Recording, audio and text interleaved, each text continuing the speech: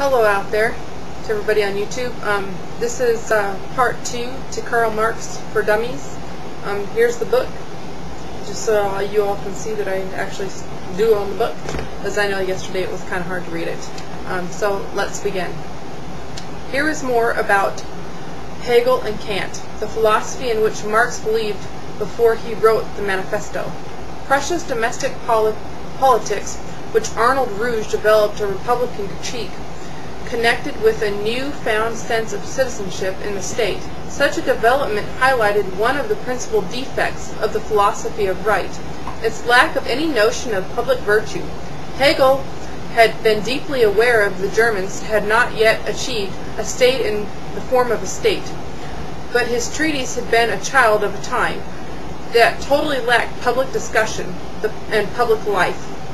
He implicitly recognized the inadequacies of this position by distinguishing the dynamic familial state and the state of need, no state corresponding to the civil society from the free state as the actuality of the ethical idea.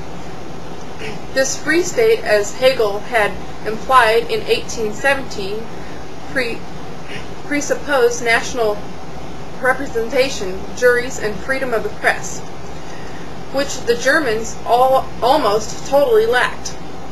Institutions that raised humans in their total worth and in the full light of public consciousness to creators of their own freedom.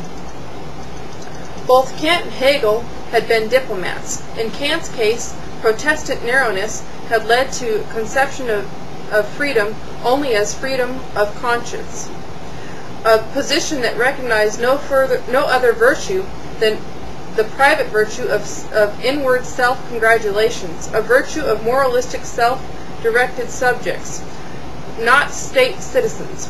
Hegel as well had not escaped the abstract inwardness of Protestantism. In his case, it led to the illusion that one could be theoretically free without being politically free.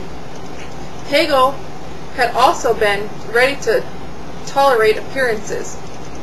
Now, for the book's terms, for bourgeois is meant the class of modern capitalism, owners of means of social production and employers of wage labor. Proletariat, the class of modern wage laborers who having no means or production of their own are reduced to selling their labor power in order to live. Once again, Democrats are not communists, socialists, and or Marxists, having the knowledge of the past. Good luck and good night.